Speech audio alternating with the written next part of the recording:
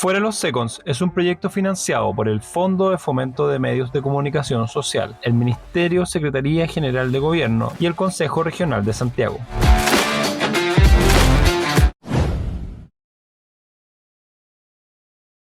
El combate del siglo, Tani Loaiza versus Luis Vicentini. En este capítulo del podcast Boxeadores.cl hablaremos sobre la llamada pelea del siglo, Tani Loaiza versus Luis Vicentini, el escultor de mentones, uno de los mejores apodos de la historia del boxeo chileno. Este combate llevaba tiempo organizándose desde 1926, pero no se había concretado debido a los compromisos de ambos en Nueva York, donde Vicentini llegó a recorrer Estados Unidos combatiendo incluso en Kansas City. Ambos estaban en la cúspide de sus carreras deportivas, aunque los resultados de Vicentini fueron declinando poco a poco hasta acumular solo derrotas. En cambio, Tani Loaiza venía de ganar 8 combates seguidos, una pelea por el título mundial y entrenar con el mismísimo Jack Dempsey. La ventaja parecía de estar del lado del nortino. A comienzos de 1930, la pelea se pactó para octubre y fue organizada por el empresario deportivo Armando Ratinov, uno de los grandes organizadores de eventos de la época, quien lanzó una fuerte campaña de marketing presente en todos los medios de la época, e incluso se contrató una compañía de cine para grabar los entrenamientos hasta el mismo evento. Actualmente se conserva un metraje de 7 minutos en la Cineteca Nacional. La preparación del combate comenzó con los entrenamientos de ambos en Santiago. Vicentini fue entrevistado en julio de 1930 en su casa en Macul,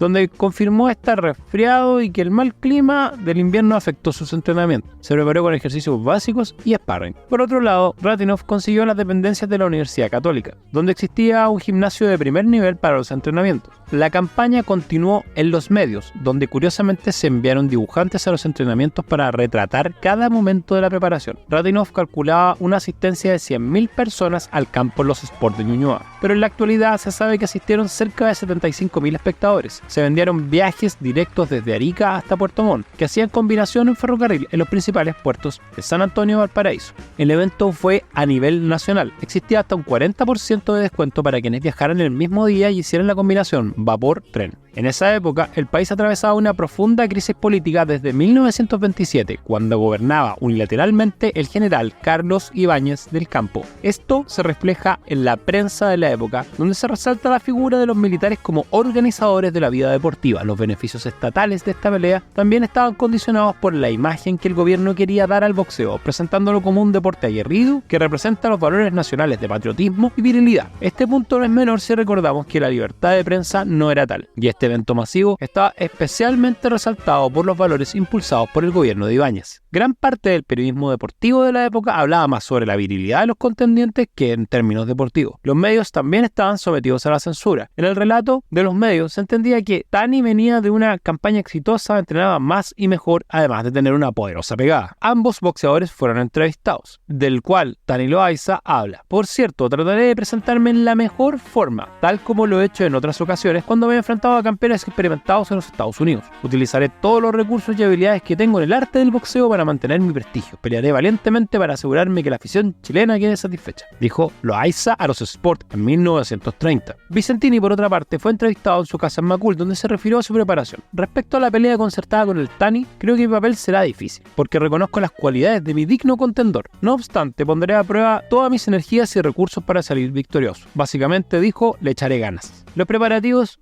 del combate comenzaron en agosto de 1930. La elección del lugar más grande posible para la época, el campo Los Sports de Ñuñoa, ubicado en los actuales terrenos del Estadio Nacional. Se vendieron boletos para 3 tipos de ringside. El más exclusivo sería ocupado por el presidente. La venta de boletos fue un éxito total. Se vendieron 75.000 boletos. El programa tenía una parte especial para venir desde cualquier parte de Chile. El Tani se mostraba enfocado y devastador en sus entrenamientos. Consumía compañeros de sparring, los que frecuentemente abandonaban sus entrenamientos en la Universidad Católica. Loaiza entrenaba de forma profesional lo que aprendía de los Estados Unidos y trabajaba los detalles técnicos de sus entrenamientos. Por su parte, Luis Vicentini parece que tendría una tercera o cuarta oportunidad. Si lograba vencer a Loaiza, los managers y los contratos lucrativos podrían regresar a su vida. Fue cuando fue entrevistado por los Sport, decía que el clima y un resfriado no le habían permitido entrenarse debidamente. Siempre parece haber algo con Vicentini. Los malos entendidos son un denominador común de su carrera. Desde 1925, cuando viajó a Estados Unidos y y tuvo problemas con la policía por su consumo de alcohol en una nación en la cual el alcohol estaba prohibido, su carrera comenzó a ir en picada. Si bien su preparación fue profesional, no tuvo la intensidad ni la seriedad del entrenamiento del Tani. El fenómeno deportivo de los mejores boxeadores nacionales creó muchas expectativas. Cuando llegó el 19 de octubre, el evento contaba con 10 peleas profesionales de semifondo. A diferencia de lo de hoy, el boxeo amateur jamás estaría en una velada profesional. Era más bien una preparación para un salto profesional. Este combate, con 9 encuentros antes del evento principal, llenó el recinto. Hasta la fecha, ningún evento deportivo había reunido esa cantidad de espectadores. Los metrajes del combate, como se puede ver, las masas se agolpan en la puerta del recinto. Comienzan los combates, algunos más intensos que otros, hasta que finalmente llega el esperado combate principal.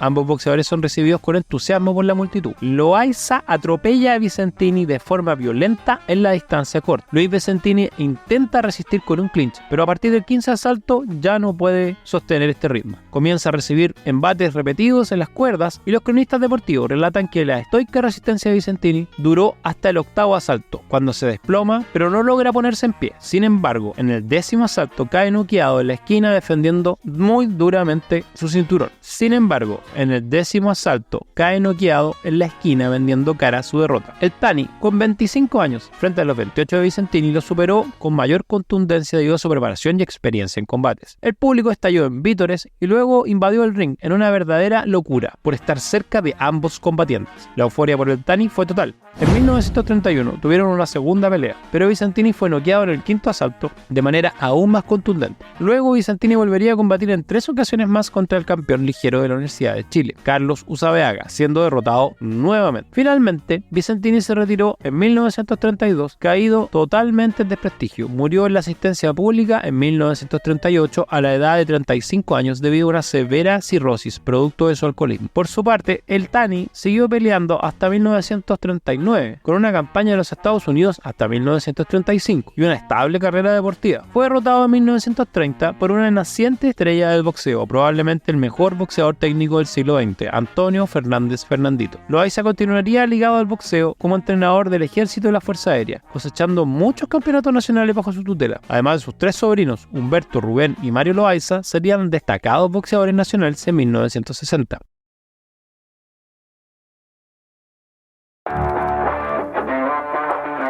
Este podcast es una producción de Revista Boxeadores en conjunto con El Legado del Jab, en el marco del proyecto Fuera los Seconds, pasado, presente y futuro del boxeo amateur en Chile.